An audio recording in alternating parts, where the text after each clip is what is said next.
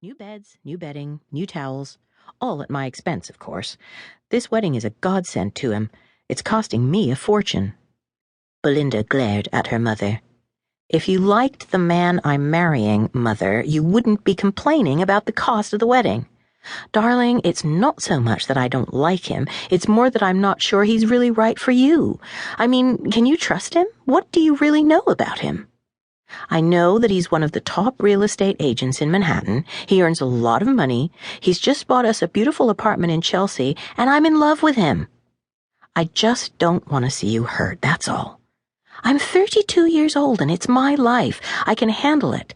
Besides, this whole big wedding thing was your idea.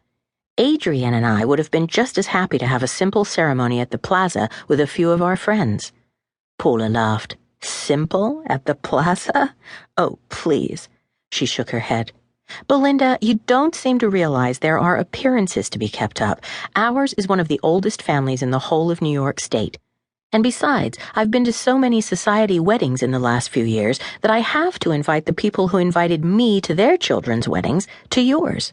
That's just the way it works. Well, if you're looking to save some money, maybe we don't need the play. Of course we need it. Including a live theater performance as part of your wedding celebrations is very special. How many other families do that? It's what the aristocracy used to do, and this isn't just any old theater group. Do I need to remind you it's the highly respected Catskills Shakespeare Theater Company? People pay good money to attend their performances. And the great thing is, I'm not paying for it. I'd be hosting the annual fundraiser here anyway, so combining the two events, the fundraiser and your wedding rehearsal party, is pure genius, if I do say so myself. Of course, it'll be a lot of work, but really, since we're holding the two events anyway, it just makes sense to combine them. Whatever. Are you finished with me? I thought I'd drive into town tonight and have dinner with Adrian. No, I'm not quite finished with you. There's still the matter of who's going to give you away. Mom, nobody calls it that anymore. It's called walking me down the aisle. I thought you could do it. Certainly not. That would look ridiculous. We have to get an older man. Now, I thought perhaps your grandfather could do it, but he's in California with your Aunt Margaret, and she's not coming, so unfortunately neither is he. He couldn't possibly make the journey on his own. And come to think of it, I doubt he'd be well enough or steady enough for the job anyway. You want someone you can lean on if you have to.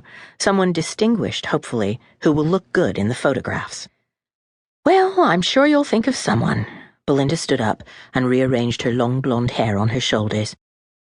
A Midsummer Nights Dream. Isn't that the one with the fairies?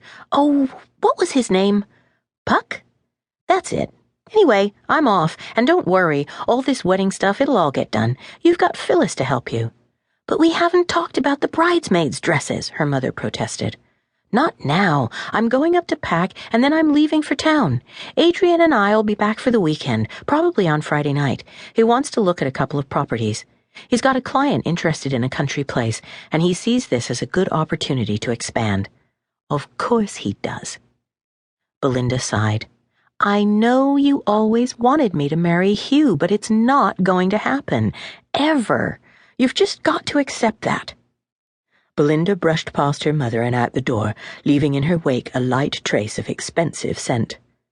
When she had gone, Paula remained seated on the butterscotch-coloured leather love-seat, reflecting on her daughter's words. It'll all get done. Of course it'll all get done, because I'll have to do it. How she longed for a cigarette, but it had been 58 days since she'd lit up, and she told herself she mustn't give in to temptation. She rubbed her hands together. Belinda was right about one thing, though. She'd always hoped that her daughter and Hugh Hedley would get together. The two families had been friends for years, and why shouldn't the children marry? Now that would have been what people used to call a good match. Two fine young people from similar backgrounds, made for each other. It would have been so right somehow, but apparently it was not to be. Unless Belinda could somehow be made to see sense.